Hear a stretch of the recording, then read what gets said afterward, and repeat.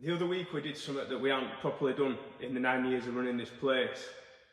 Since the start we've always worked with kids from as young as 5, 6, 7-year-old.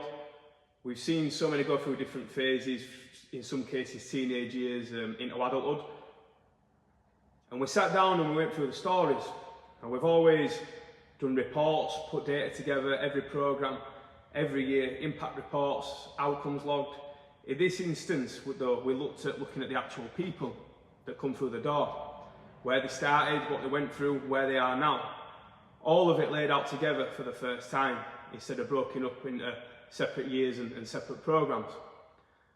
What prompted us to do that was seeing the recent Milburn article in the news around youth unemployment, and the fact that around 1 million 16 to 25-year-olds in the UK are not in any form of education, employment or training.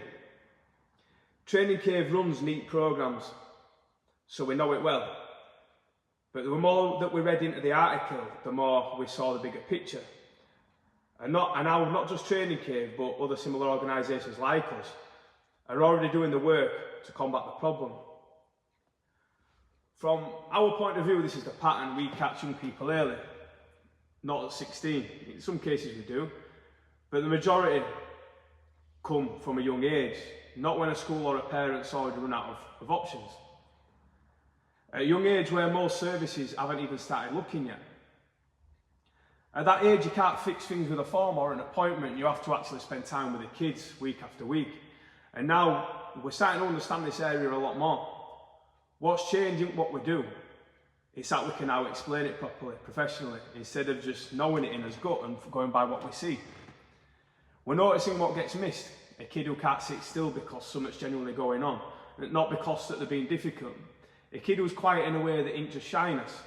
Parents usually have already sensed something not quite right, and this is more about someone else seeing it too, and being around consistently enough to actually do something about it.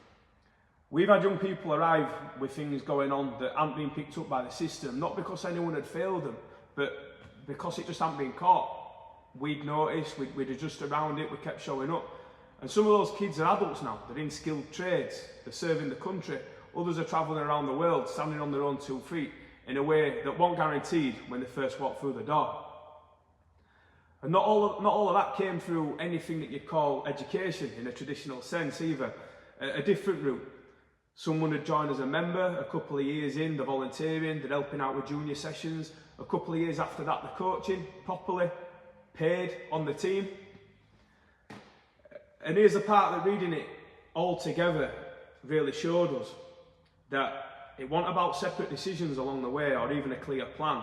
It was just one path. We started as boxing, which quickly turned into youth development, just working with kids, whether it were through competition or keeping fit. Boxing as the way in, that grew naturally into youth leadership pathway because the older ones started to want to give back, and we just let them. That eventually grew into us becoming an officially recognised education provider, not because anyone told us to, but because by that point, it was just the obvious next step for what we were already doing.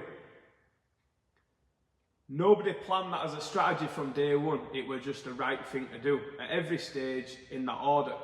And it's why Training Cave isn't really just one thing. It's a boxing gym, it's an education provider, and it's a community, all running at once. Because that's just how it's grown.